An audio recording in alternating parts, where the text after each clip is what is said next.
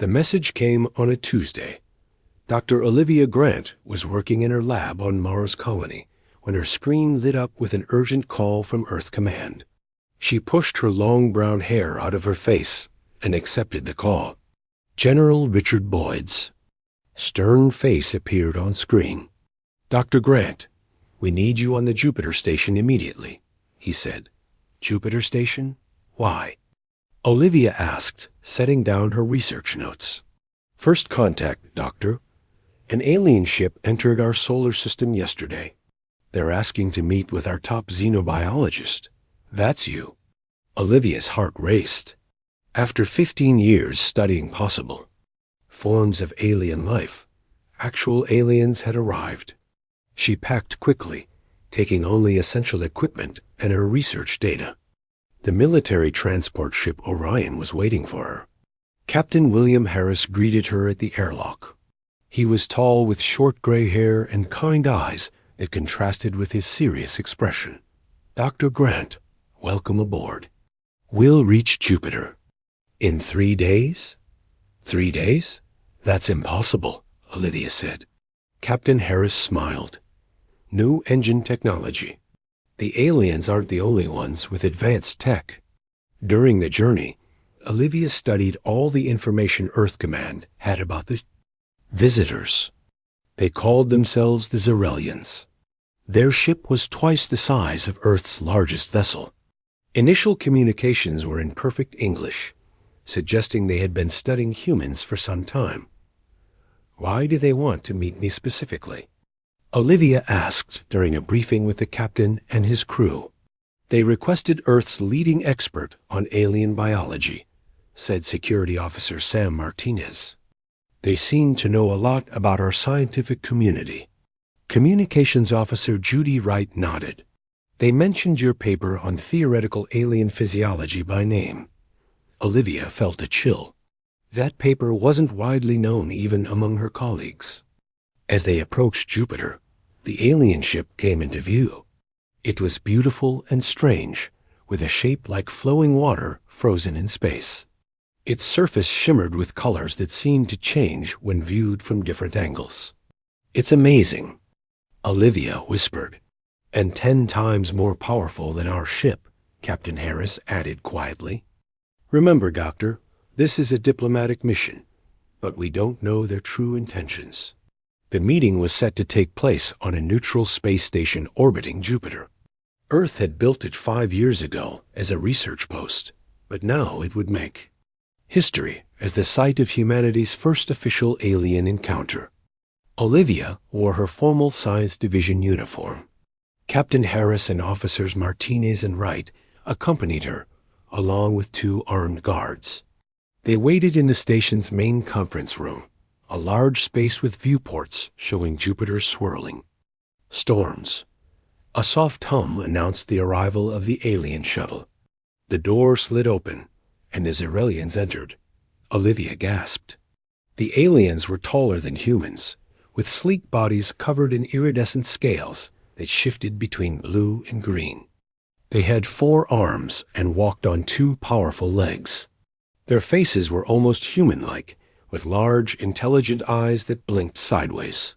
3 Xerelians entered, followed by a 4th, who wore elaborate decorations on their scales. "I am Commander Zertak of the Xerelian Exploration Fleet," the decorated alien said in perfect English. Their voice had an unusual musical quality.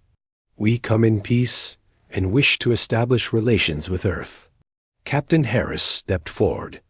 "I am Captain William Harris of Earth Defense Fleet. This is Dr. Olivia Grant, our xenobiology expert." Commander Zertak's eyes fixed on Olivia. "Dr. Grant, your work on cross-species biology is impressive, especially considering you had no actual alien samples to study." "Thank you," Olivia said, trying to hide her nervousness. "Your knowledge of our language and research is equally impressive." "We have observed Earth for many years," Zertak said. "We believe our species can benefit each other greatly." The meeting continued for hours. The Xerelians explained they came from a star system 50 light years from Earth. They had mastered faster than light, traveled centuries ago, and had explored many parts of the galaxy. Earth was of special interest to them because humans were biologically unique in ways they found fascinating. Your adaptive immune system is unlike anything we've seen, Zertak explained, and your brain's neuroplasticity is remarkable. Olivia asked dozens of questions about Zarelian biology. Zertak answered openly, explaining how their species had 4 genders and lived for about 200 Earth years. They breathed oxygen, but could also absorb nutrients through their scales when immersed in certain liquids. As the meeting neared its end, Captain Harris and Commander Zartek discussed the possibility of a formal treaty between their worlds. The mood was positive and hopeful. Then everything changed. Mid-sentence, Commander Zartek suddenly stopped speaking. Their scales lost their bright color, turning a dull gray. They swayed on their feet, all 4 hands clutching at their chest. "Commander?" One of the other Zarelians cried out in alarm. Zertek collapsed to the floor. The Zarelian delegation rushed to their leader, speaking rapidly in their own language. The sounds were like flowing water and musical notes combined. Olivia stepped forward. "I'm a doctor. Maybe I can help." The Zarelians formed a protective circle around their fallen commander. One turned to Olivia, eyes blinking rapidly. "Your biology is different. You cannot help." Captain Harris moved beside Olivia. "At least let her try." From the floor, "Commander." Zertek's voice came weakly. The universal translator in the room converted their words. "Let the human inspect my body." The Zarelian crew froze in shock. One of them spoke urgently to Zertek in their language, clearly objecting. The commander replied firmly despite their weakness. The Zarelian turned to Olivia. "This is unprecedented. No non-Zarelian has ever been permitted to examine one of our kind, especially not a fleet commander." "I'll do my best to help," Olivia said, grabbing her medical kit. The Zarelians reluctantly moved aside. Olivia knelt beside Commander Zertek, whose breathing was now shallow and labored. The commander's scales felt cool and dry under her fingers. "Our medical officer should return to our ship to bring proper equipment," one Zarelian said. "There's no time," Zertek whispered. "Dr. Grant, you once wrote that all carbon-based life might share certain fundamental similarities, despite evolving on different worlds." Olivia nodded, surprised the commander would remember such a detail from her work. "Then trust your theory," Zertek said. "Look with fresh eyes where my own people see only what they expect to see." Olivia opened her kit and began her examination, aware that she was making history in more ways than one. The first human to touch an alien. The first xenobiologist to examine a living extraterrestrial. And possibly the first human to witness an alien death if she couldn't find a way to help. But as she worked, Olivia noticed something strange about the commander's symptoms. They didn't seem like a natural illness. In fact, they looked remarkably like something she had seen before in human patients. Captain Harris watched tensely as the other Zarelians whispered among themselves. The fate of first contact, and perhaps both their species, now rested in Dr. Grant's hands. The Zarelian medical bay was unlike anything Olivia had ever seen. The walls glowed with soft blue light. Strange devices hung from the ceiling. The air smelled like mint and metal dot. 2 Zarelian guards carried Commander Zertek on a floating stretcher. Olivia walked beside them, her medical scanner in hand. Captain Harris and Security Officer Sam Martinez followed closely behind. "I should go alone," Olivia had said back at the meeting room. "Not a chance, Doctor," Captain Harris replied. This could be a trap. Now they stood in the alien medical bay. The Zarelian medical officer, called Dr. Kavex, watched Olivia with all 4 of their arms crossed. Their scales were a deep purple color, and they wore a vest covered in small tools. This is highly irregular, Dr. Kavex said. No outsider has ever entered our medical facilities. Your commander requested my help, Olivia said firmly. I need to examine them properly. The Xerelians placed Zertak on a table in the center of the room. The commander's breathing was shallow. Their scales had turned an even duller gray. Our scans show nothing wrong, Dr. Kavex said. Yet the commander's life signs are fading. Olivia pulled out her equipment. May I connect my scanner to your medical system?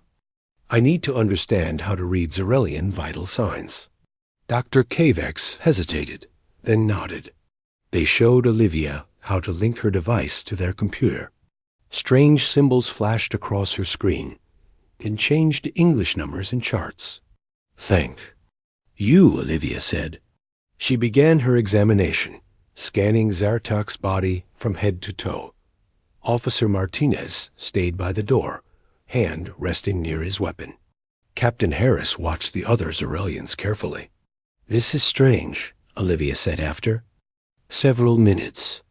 These readings show a reaction similar to anaphylaxis in humans. What is anaphylaxis? Dr. Kavex asked. A severe allergic reaction. The body overreacts to something it thinks is harmful. Olivia pointed to her scanner. See these chemicals.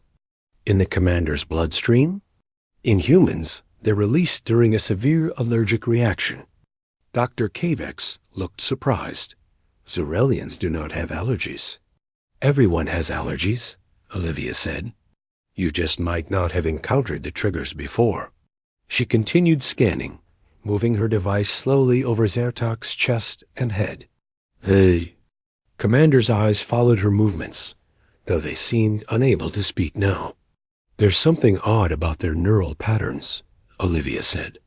It's as if the signals aren't traveling correctly through the nervous system. Captain Harris stepped closer. Could this be deliberate? Poisoning, maybe? The Xerelian medical officer's scales darkened. That is a serious accusation. It's just a possibility we should consider, Olivia said quickly. When did the symptoms start? The commander was fine until the meeting, one of the Xerelian guards said. They had just returned from a diplomatic mission to the Centauri system last week. Olivia thought for a moment. Did they eat or drink anything unusual today? Dr. Kavex consulted a small device. Nothing outside normal parameters. The commander consumed standard nutrients this morning. Olivia noticed something on her scanner. Wait, these particles in their bloodstream, they're not natural. She magnified the image. Tiny metallic objects floated in Zertak's blood. They were so small they had escaped detection by the Xerelian scanners. What are those? Captain Harris asked. Nanobots, Olivia said. Microscopic machines. They appear to be attacking the commander's nervous system. The Xerelian medical team gathered around her scanner in alarm. Dr. Kavek's S-scales pulsed with changing colors. This is impossible, they said. Our security scans would have detected such technology. Not if they were designed to evade your specific scanning methods, Officer Martinez said from his position by the door. Someone who knows your technology could create something invisible to your systems. Commander Zertek's hand suddenly grabbed Olivia's wrist. Their touch was cool but firm. With great effort, they spoke a single word. Inside? Inside? Olivia repeated. The nanobots came from inside your ship? Zartak's eyes blinked, once slowly dash. Yes, Doc, Captain Harris moved closer to Officer Martinez. Stay alert, he whispered. This just became a potential crime scene. Olivia turned to Dr. Kavex. We need to neutralize these nanobots immediately. In humans, we would use electromagnetic pulses to disable such technology. Would that work on your physiology? A targeted pulse might work, Dr. Kavex said after a moment of thought. But it could also damage the commander's neural functions. Do you have any medical nanobots of your own? Olivia asked. Something that could counter these hostile ones? Dr. Kavex's eyes widened. Yes, our medical nanits. but they are programmed for Zarelian physiology only. Can we reprogram them? Make them hunt the hostile nanobots? The Zarelian considered this. It is possible, but I would need to modify their recognition patterns. Then let's do it, Olivia said. For the next hour, Olivia worked with Dr. Cavex to reprogram the Zarelian medical nanites.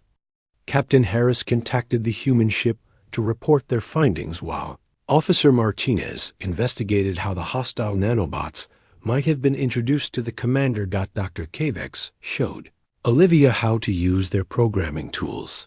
Despite their initial reluctance, the Zarelian seemed impressed by how quickly Olivia grasped their technology.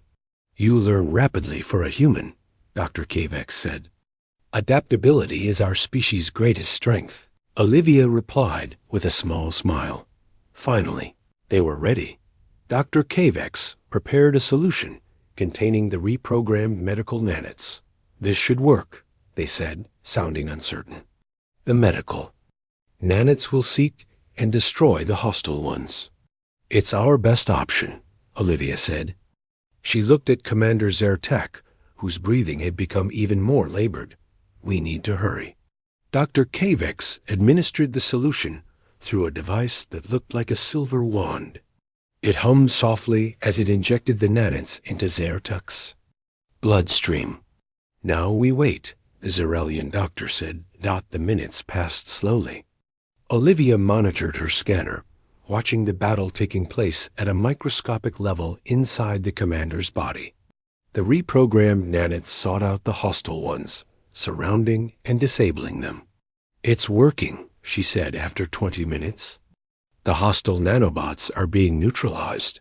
Commander Zertak's scales began to regain some of their color. Their breathing became stronger. Dr. Cavex checked their own instruments and confirmed Olivia's assessment. The commander's vital signs are stabilizing, they announced. A sound came from the doorway.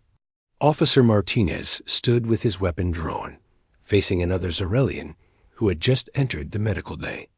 This officer tried to access the medical systems remotely, Martinez said. They were attempting to deactivate something. The new Zarelian scales flashed with patterns that seemed to indicate anger or fear.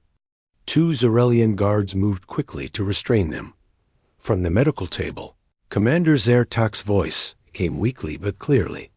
Lieutenant Kelver, why? The captured Zarelian did not answer. Their scales had gone completely dark. Olivia looked at her scanner again. The nanobots are nearly all neutralized. Commander Zertek should recover fully. Dr. Cavex turned to Olivia. You have done what no Zarelian doctor could. You saved our commander. I just saw what you couldn't see, Olivia said. Sometimes it takes an outsider's perspective. Commander. Zertek raised one hand weakly. That is precisely why I asked for you, Dr. Grant. I suspected sabotage from within our ranks. Captain Harris looked surprised. You knew? I had suspicions, Zertek said. But I needed proof, and I needed help from someone the saboteur would not suspect. Their eyes fixed on Olivia. Someone whose abilities they would underestimate. Olivia realized then that there was much more to this first contact than simple diplomacy. Commander Zertak had not just been seeking medical help, they had been testing humanity, and perhaps protecting them from something as well. Commander, she said, I think it's time you told us what's really going on. Commander Zertak sat up slowly on the medical table. Their scales had regained most of their bright blue-green color. The Zarelian guards had taken Lieutenant Kelver away for questioning. Dr. Cavex continued to monitor the commander's vital signs while Olivia, Captain Harris, and Officer Martinez waited for answers. I need to show you something, Zertak said. Something few Zarelians know about. The commander stood carefully, testing their balance. They led the group from the medical bay through a series of corridors. Zarelian crew members moved aside respectfully, their eyes following the humans with curiosity. They entered a small room at the heart of the ship. The walls were lined with strange symbols that seemed to glow with their own light. In the center stood a pedestal with a crystal orb. "This is our ancestral record," Zertak explained. "It contains the complete history of the Zarelian people." "Why show us this?" Captain Harris asked. "Because your history is in here too," Zertak replied. The commander placed all 4 hands on the crystal. It glowed brightly, then projected images into the air around them. Olivia gasped. The images showed Earth, but an ancient Earth from millions of years ago. "We have visited your world before," Zertak said, "long before your species evolved." The images shifted, showing Zarelian ships landing on primitive Earth. The aliens collected samples of early life forms. "We were explorers then, just as we are now," Zertak continued. "We found Earth interesting because it showed potential for complex life." "This doesn't explain the assassination attempt," Officer Martinez said. Zertak nodded. "I'm getting to that."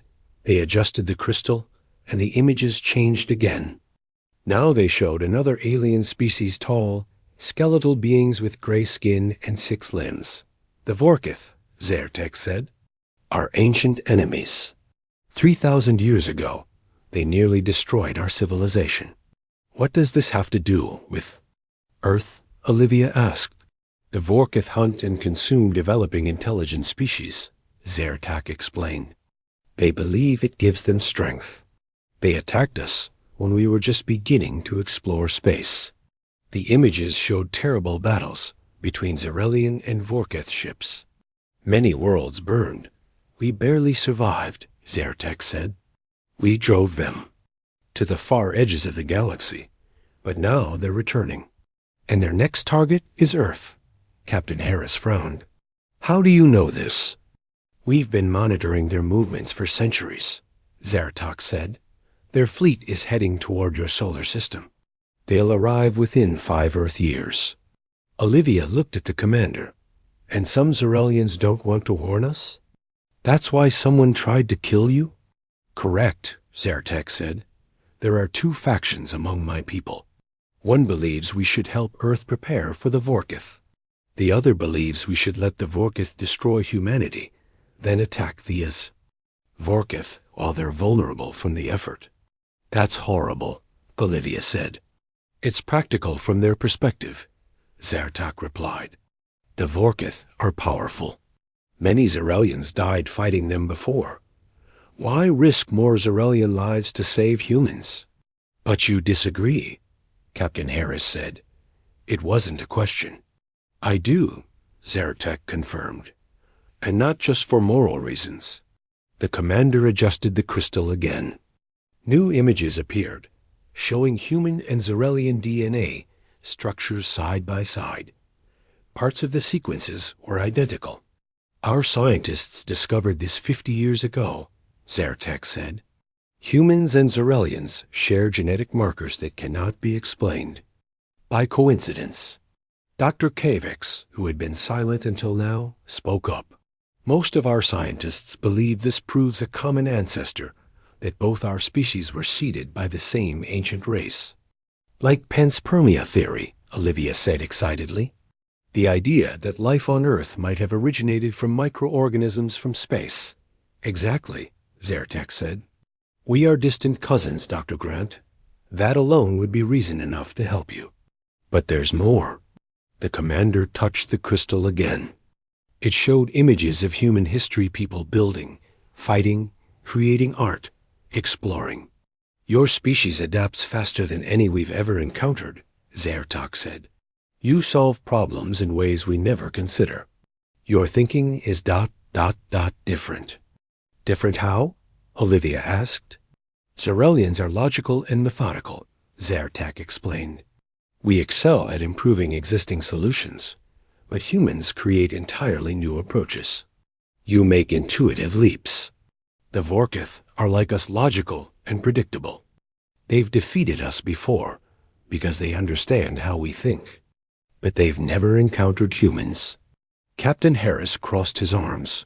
So you want to use us as weapons against your enemies. I want us to work together, Zertek corrected. Your creativity combined with our technology could defeat the Vorkith permanently. Neither of us can do it alone. The crystal's images faded. Zertek looked at each of the humans in turn. Lieutenant Kelver and others like them believe humans are too primitive to be useful allies.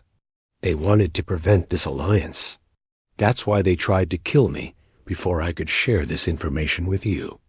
Olivia thought about everything she had seen and heard. The nanobots that attacked you, they were designed to look like a natural illness, weren't they? So no one would suspect murder. Yes, Zertek said. And they were specifically designed to evade Zarelian medical detection. But they didn't account for human medical knowledge being different. That's why you asked for me specifically, Olivia realized. You suspected an assassination attempt and knew a human doctor might see what your doctors couldn't. Precisely. Zertek said, I had read your work on comparative biology. I believed you might approach the problem differently than a Zarelian doctor would. Captain Harris stepped forward. This is a lot to process, Commander. I need to report to Earth. Command immediately. Of course, Zertek said. But please understand, there may be other agents like Kelver on your world already. The anti-human faction has been planning this for decades. You're saying we have Zarelian spies on Earth? Officer Martinez asked, his hand moving toward his weapon. Not exactly spies, Zartak said. More like saboteurs. They aim to ensure humans remain technologically primitive, enough that the Vorkith will destroy you easily. Alarms suddenly blared throughout the ship. A Zarelian officer rushed into the room. Commander, 3 ships have just appeared in the system. They're Zarelian vessels, but they're not responding to our signals. Zertak's scales darkened. The opposition faction. They must have discovered Kelver's failure. They turned to the humans. You need to return to your ship immediately. It's no longer safe here. What about you? Olivia asked. I will deal with my people, Zertek said. Dr. Kavex, escort our guests to their shuttle. As they hurried through the corridors, Olivia's mind raced. Everything she had believed about humanity's place in the universe had changed in a matter of hours. They weren't alone, and they weren't safe. When they reached the shuttle bay, Dr. Kavex handed Olivia a small crystal, similar to the one Zertek had used, but much smaller. Data, the Zarelian doctor said quietly. Everything you need to know about the Vorkith and our shared history. The commander wanted you to have this, regardless of what happens here. Thank you, Olivia said, tucking the crystal into her pocket. As their shuttle departed the Zarelian ship, they saw the 3 new vessels approaching. They were similar in design to Zertak's ship, but darker in color, with threatening red lights along their hulls. We need to get back to Earth, Captain Harris said grimly. This first contact just became a lot more complicated. Olivia held the crystal tightly. The fate of 2 worlds now rested in her hands. The journey back to Earth was tense. Captain Harris pushed the Orion's engines to their limits. Olivia spent most of the trip studying the crystal Dr. Kavex had given her. It contained enormous amounts of data about the Vorkith Zarelian history and the genetic connection between humans and Zarelians. This is incredible, Olivia told Captain Harris as they sat in the ship's small lab. According to this data, both humans and Zarelians were seeded on our planets by a third species over 50 million years ago. Can we trust this information? Harris asked. His face looked tired. He hadn't slept since they'd left Jupiter. The genetic evidence is convincing, Olivia said. Look at these sequences. She pointed to her screen, where human and Zarelian DNA appeared side by side. These patterns are too similar to be coincidence. Officer Martinez entered the lab. Captain, we've got a problem. We're picking up strange energy readings from behind us. Something's following us. They rushed to the bridge. Communications Officer Judy Wright was monitoring the radar. "It appeared about an hour ago," she said. "It's matching our speed exactly." "Xerelian?" Captain Harris asked. Wright shook her head. "The energy signature doesn't match what we recorded from their ships." "Show me," Olivia said. She studied the readings, then checked them against the data in the crystal. Her face paled. "It's Vorkith. They're already here." "That's impossible," Harris said. "Zertek said we had 5 years." "Maybe they were wrong," Olivia replied. "Or maybe this is just a scout ship." She pointed to specific energy patterns. "These match the Vorkith ships in the Xerelian records." "Captain." Harris immediately ordered battle stations. The Orion wasn't primarily a warship, but it had defensive capabilities. "Can we outrun it?" Martinez asked. "Not according to these specs," Olivia said, still reading from the crystal data. "Vorkith. Ships are faster than anything we have." "Then we fight," Harris said grimly. "Right. Send a warning to Earth. Priority Alpha." As Wright prepared the message, the ship's alarms blared. The Vorkith vessel had increased speed and was now closing rapidly. "They know we've spotted them," Martinez said. "Wait," Olivia said suddenly. "The crystal has information about Vorkith communication methods. Maybe we can talk to them." "These aren't the kind of aliens you negotiate with, Doctor," Harris said. "We have to try," Olivia insisted. "If they're already in our solar system, we need to learn as much as we can." After a moment, Harris nodded. "Do it, but we prepare for combat at the same time." Olivia worked with Wright to create a signal matching the Vorkith communication protocols in the crystal data. They sent a simple greeting in the Vorkith language, which consisted of sharp clicking sounds and deep rumbles. For several tense minutes, there was no response. Then their communication screen flickered. A Vorkith appeared. It was just as Zertak's images had shown, tall, skeletal, with gray skin and 6 limbs. Its face had no visible mouth, only large black eyes and thin slits for nostrils. "Human vessel," it said in a strange, mechanical voice. "You possess Xerelian technology." "We are on a peaceful mission," Captain Harris replied. "We mean no harm." The Vorkith made a sound like grinding metal, which the crystal's translation program identified as laughter. "Your species is marked for harvest," the Vorkith said. "The fact that you communicate with Xerelians only confirms your value." "Harvest?" Olivia stepped forward. "What do you mean?" "Intelligent species provide essential nutrients," the Vorkith explained. "Your brains will feed our young. Your technology will advance our own." Olivia felt sick. The crystal hadn't fully explained the Vorkith's hunting habits. They didn't just destroy other species, they ate them. "We're still tracking Earth signal," Wright whispered to Harris. "They're receiving our transmission." Harris nodded slightly, understanding they needed to keep the Vorkith talking so Earth could gather intelligence. "Why wait?" Harris asked. The Vorkith: "If you're going to attack us, why not do it now?"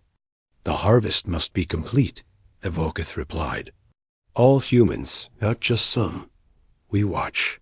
We wait. We learn your weaknesses. Then we strike." While the Vorkith spoke, Olivia noticed something in the data streaming from the crystal. There was information about Vorkith physiology specifically, their sensory systems. "They're highly sensitive to certain frequencies," she whispered to Martinez. "Their hearing range is much wider than ours." Martinez understood immediately. He moved, too, a control panel, and began making adjustments. "Your communication with the Xerelians will not save you," the Vorkith continued. "They failed to stop us before. They will fail again. Maybe," Harris said, stalling for time. "But humans aren't Xerelians. We think differently. All species fear death," the Vorkith said. "All species can be hunted." Martinez nodded to Harris. They were ready. "There's something you should know about humans," Harris said to the Vorkith. "We don't like being hunted." He signaled to Martinez, who activated the ship's external speakers at maximum volume. A piercing sound blasted outward at a frequency. That would be merely annoying to humans, but according to the Zarelian data, would be extremely painful to Vorkath hearing. The alien on the screen writhed in obvious agony. The communication cut off. "Full power to engines," Harris ordered, "and keep that sound blasting behind us." The Orion surged forward. On the radar, they could see the Vorkith ship falling back, its movement erratic. "It worked!" Wright exclaimed. "Temporarily." Olivia cautioned. "They'll adapt. But now we know they're vulnerable." For the next 2 days, they raced toward Earth, the Vorkith ship following at a distance. They used the time to study the crystal data more thoroughly. Olivia worked with Earth scientists via secure communications to share what they had learned. When they finally reached Earth orbit, a fleet of defense ships was waiting to escort them. The Vorkath vessels stopped at the edge of the solar system, observing but not approaching. On Earth, they were taken directly to the United Earth Defense Council headquarters. General Boyd and a room full of military and scientific leaders were waiting for them. "Dr. Grant, Captain Harris," Boyd greeted them. "We've received your transmissions. Is it true? Are we facing an alien invasion?" "Yes, sir," Harris said. "And there's more." For the next hour, they briefed the council on everything. The assassination, attempt on Zertek, the revelation about human and Zarelian common ancestry, and the Vorkith threat. "So we have 2 alien species in our solar system," Boyd summarized. "One wants to help us, the other wants to eat us." "That's about right, sir," Harris said. "And where is Commander Zertek now?" asked one of the council members. "We don't know," Olivia admitted. "Their ship was facing 3 enemy vessels when we left. We've tried to contact them, but there's been no response." "Then we may be on our own," Boyd said grimly. "Not entirely," Olivia held up the crystal. "We have their knowledge, and we have something the Zarelians don't have, a different way of thinking." She connected the crystal to the Council's display system. Images of Vorkith ships and technology appeared on the large screen. The Zarelians fought the Vorkith using conventional tactics, ship against ship, weapon against weapon. They nearly lost everything. But humans have a talent for unconventional thinking. She displayed the information about Vorkith sensory vulnerabilities. This is just one example. There are dozens more in this data. The Vorkith have weaknesses we can exploit in ways the Zarelians never considered. The council members looked at each other. For the first time, there was a glimmer of hope in their expressions. "We need to form a special task force," Boyd decided. "Dr. Grant, you'll lead the scientific team. Captain Harris, you'll coordinate with military forces." "Yes, sir," they both replied. As the meeting ended, Olivia's tablet beeped with an incoming message. It was encrypted using a protocol from the Zarelian crystal. Her heart raced as she decoded it. A simple text message appeared: "We survived. Coming to help. Prepare your people." Z. Olivia smiled. Perhaps humanity wasn't as alone as they feared. 3 months passed quickly. Earth transformed into a planet preparing for war. Every nation united against the common threat. Scientists worked day and night studying the Zarelian data. Military forces trained with new weapons designed to exploit Vorkith weaknesses. Olivia rarely left the research center in Geneva. She led a team of 50 scientists from around the world, all focused on understanding Vorkith biology and technology. Captain Harris coordinated with military leaders, developing strategies based on the information they gleaned. On a clear autumn morning, Olivia stood on the roof of the research center, watching the sky. Today was the day. Commander Zertek's ship would arrive after months of communication. Nervous? Captain Harris asked, joining her on the roof. A little, Olivia admitted. What if we've missed something?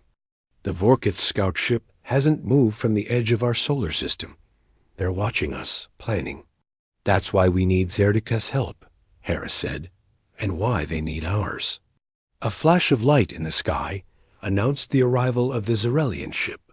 It descended slowly, much smaller than before. As it landed in the open field next to the research center, Olivia noticed battle damage along its hull. A door opened, and Commander Zartek emerged with Dr. Kavex and 10 other Zarelians. Their scales seemed duller than Olivia remembered, and Zartek walked with a slight limp. Dr. Grant, the commander greeted her. It is good to see you again. Likewise, Commander, Olivia replied. We feared the worst when we lost contact. It was a close battle, Zartek said. Many of my crew died. This is all that remains of my fleet. General Boyd stepped forward. Commander Zartek, on behalf of Earth, welcome. We have prepared quarters for you and your crew. Thank you, General, but there is no time for comfort, Zartek said. The Vorkith main fleet has departed their home system. Our long-range sensors detected them. They will reach Earth in 2 months, not 5 years as we originally estimated. The news hit like a physical blow. 2 months. Not nearly enough time. We must see what you have developed, Zartok continued. Perhaps together we can find a solution. Inside the research center, Olivia and her team presented their findings. They had discovered several Vorkith vulnerabilities beyond their sensitivity to certain sounds. The aliens had poor vision in yellow light. Their ship's communication systems could be disrupted by specific electromagnetic pulses. Their body armor, while strong against energy weapons, was vulnerable to simple projectiles. Impressive, Dr. Kavex said, examining the research. We never considered these approaches. That's because you think differently than we do, Olivia explained. Zarelians look for perfect solutions. Humans look for good enough solutions that can be implemented quickly. Zartok moved to a large screen showing Earth's defensive preparations. Your weapons are primitive but cleverly designed. However, they will not be enough against the full Vorkith fleet. What do you suggest? General Boyd asked. A trap, Zartok said. We cannot defeat them in direct combat, but perhaps we can trick them.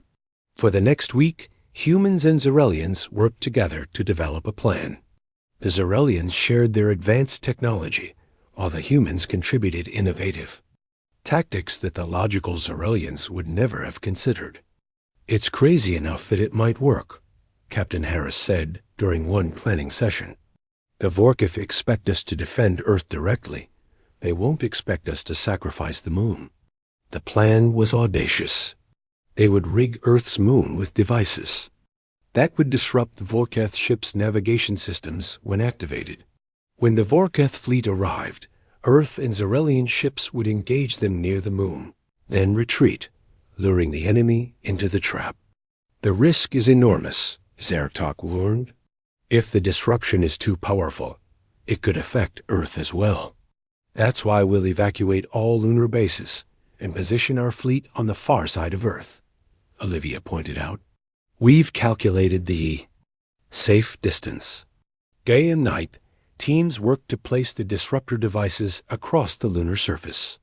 Zarelian engineers worked alongside human astronauts, teaching them how to use the alien technology DOT as the predicted arrival date of the Vorkith. Fleet approached. Tension grew. The Vorkith scout ship that had been observing from the edge of the solar system suddenly disappeared. They've gone to join the main fleet, Zartek said. They will return soon with hundreds of ships. Final preparations were made. Earth's combined fleet of 500 ships, along with Zartok's single battle-damaged vessel, took up positions. Civilians moved into underground shelters. The world held its breath. On the bridge of the lead Earth ship, Olivia stood beside. Captain Harris now Admiral Harris, and Commander Zartek. Long-range sensors detecting multiple ships entering the solar system, the radar officer announced. Count is 327 vessels. So many, Olivia whispered. More than faced my people in our war, Zartek said grimly. They have grown stronger. Admiral Harris remained calm. Stick to the plan. All ships maintain position until my command. The Vorkith fleet moved through the solar system with frightening speed. They bypassed the outer planets without slowing. Their target was clear, Earth. They're not even bothering to check for defenses, Harris noted. They're that confident. Pride has always been their weakness, Zartek said. As the Vorkith fleet approached Mars orbit, Harris gave the order. All ships, engage as planned. Remember, make it look good, then retreat toward the moon. Earth's fleet moved forward, weapons firing. The Xerelian ship joined them, its advanced weapons causing more damage than the human vessels. The Vorkith returned fire, destroying 20 Earth ships in the first exchange. Phase 1 complete, Harris said after 10 minutes of battle. Begin controlled retreat. The Earth and Xerelian ships turned and fled toward the moon, just as planned. The Vorkith fleet followed, eager to finish their prey. They're taking the bait, Olivia said, watching the tactical display. Lunar station, Harris called. Status of disruptors? All systems ready, Admiral, came the reply. Awaiting your command. The retreating fleet passed the safe line behind Earth. The Vorkith ships pursued, approaching the moon. Now, Harris ordered. Across the lunar surface, hundreds of disruptor devices activated simultaneously. A wave of energy washed over the Vorkith fleet. Their ships suddenly lost control, systems failing. Many collided with each other or crashed into the moon's surface. Others drifted helplessly in space. It worked, Olivia exclaimed. Phase 3, Harris ordered. All ships, target disabled vessels. Earth's fleet turned and attacked the vulnerable Vorkith ships. Without their navigation and defense systems, the aliens were easy targets. Within hours, half the Vorkith fleet had been destroyed. Then something unexpected happened. The remaining Vorkith ships, instead of continuing to fight, began to retreat. They're leaving, Harris said in disbelief. No, Zartek corrected. They're adapting. Vorkith never retreat. They're regrouping to find a counter to our strategy. Then, we haven't won, Olivia said. No, Zartek agreed. But you've done something my people never could. You've forced the Vorkith to reconsider. You've shown them that humans are not easy prey. In the days that followed, the Vorkith fleet remained at the edge of the solar system, just as the scout ship had done. They were watching, learning, planning their next move. Earth and the Xerelians used this time to strengthen their alliance. More Xerelian ships arrived, bringing technology and soldiers. Humans shared their creative solutions and adaptive thinking. 6 months after the battle, Olivia stood again on the roof of the research center. Admiral Harris and Commander Zartek joined her. The Vorkith are calling for talks, Harris told her. They've never negotiated with any species before. Because no species has ever given them reason to, Zartek said. Until now. Olivia looked up at the stars. What happens next? We continue to work together, Zartek said. My people have strength and technology. Your people have creativity and courage. Together, we can show the galaxy a new way forward. And it all started because an alien commander gave one unusual order, Olivia said with a smile. Human, inspect my body, Zartek repeated. The best order I ever gave. As night fell over Earth, 2 species that had evolved on different worlds, but shared a common ancestor, looked to the future they would face together.